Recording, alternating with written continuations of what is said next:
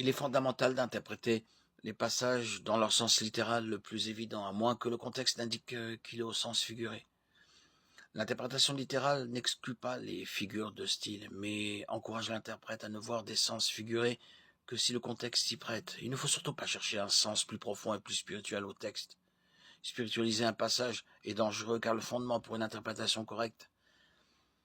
Un texte devient alors l'esprit du lecteur plutôt que les écritures elles-mêmes, et qu'il n'y a dès lors plus de normes d'interprétation objectives, mais nos propres impressions priment sur les écritures.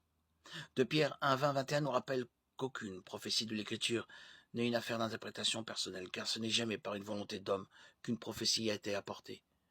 Mais c'est poussé par le Saint-Esprit que des hommes ont parlé de la part de Dieu.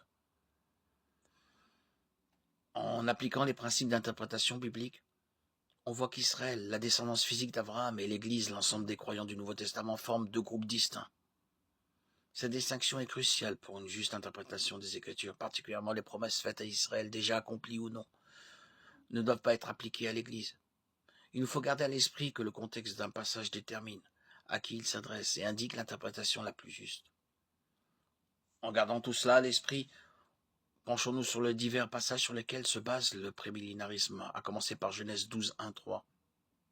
L'Éternel dit à Abraham, « Quitte ton pays, ta patrie et ta famille, et va dans le pays que je te montrerai. Je ferai de toi une grande nation, je te bénirai, je rendrai ton nom grand, et tu seras une source de bénédiction. Je bénirai ceux qui te béniront, et je maudirai ceux qui te maudiront, et toutes les familles de la terre seront bénies en toi. » Dans ce passage, Dieu promet trois choses à Abraham, une descendance nombreuse. Ici, nous parlons des Juifs, qui posséderaient et occuperaient un pays et seraient une bénédiction universelle pour toute l'humanité. En Genèse 15, 9, 17, Dieu scelle son alliance avec Abraham de manière à en assumer toute la responsabilité, de telle sorte que rien de ce qu'Abraham ferait ou ne ferait pas ne puisse l'invalider. Ce passage établit alors les frontières du pays que les Juifs allaient occuper. Pour un plan plus détaillé des frontières, je vous invite à lire Deutéronome 34, Deutéronome 33, 5 et Ézéchiel 20, 42, 44 qui traitent de la terre promise.